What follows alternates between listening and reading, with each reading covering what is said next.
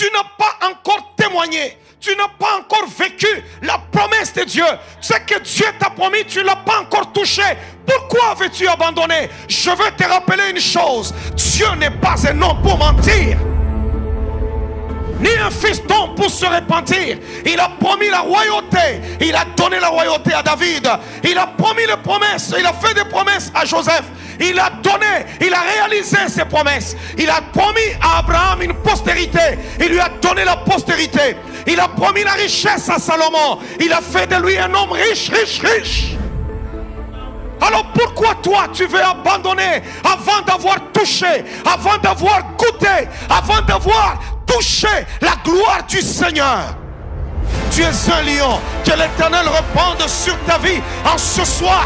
L'huile fraîche, la force, le courage du lion.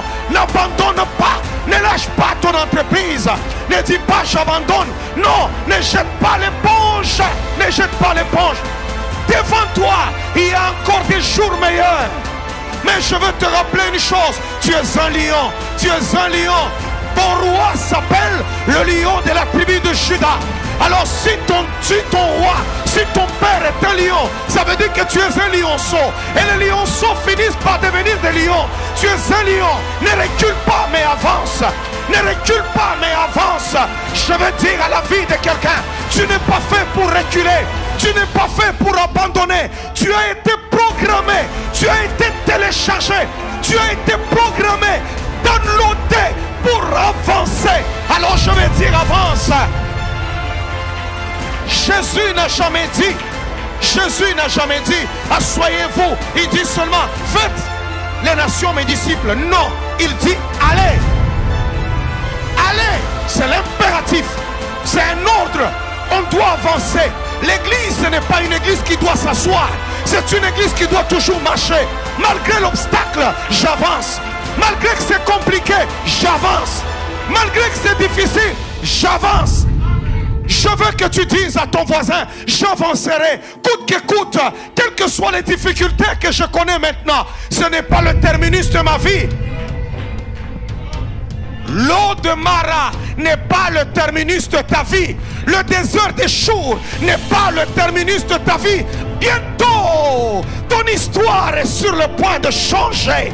Bientôt, les choses sont sur le point de se transformer. Je veux parler à la vie de quelqu'un. Ça va changer. Ton histoire va changer. Tu chanteras, tu sauteras, tu danseras, tu crieras et tu diras, Seigneur, tu es tellement bon. Je veux parler à celui qui est aux études. N'abandonne pas tes études. Il y a une promesse de Dieu.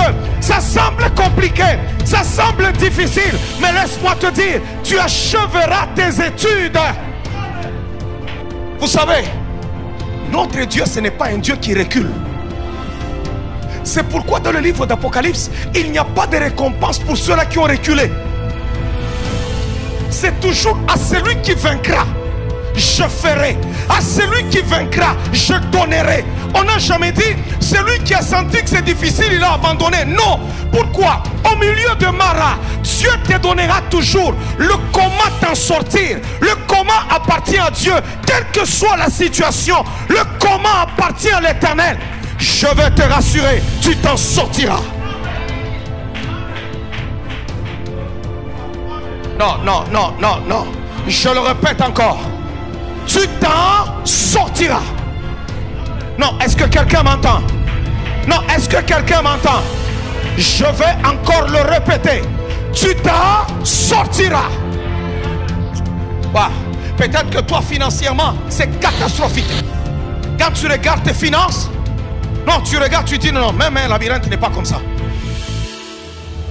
C'est compliqué, mais je veux te rappeler une chose. Tu t'en sortiras. Peut-être que quand tu regardes ton mariage, tu dis non. Je pense que je pense même que moi je ne suis pas fait pour le mariage. C'est une catastrophe. Quand tu regardes ton partenaire, tu as comme l'impression que c'est le démon incarné. Quand tu regardes ton couple, tu as comme l'impression que c'est compliqué. Mais laisse-moi te dire, Dieu est capable de changer tout ce qui est amer. Oh, alléluia!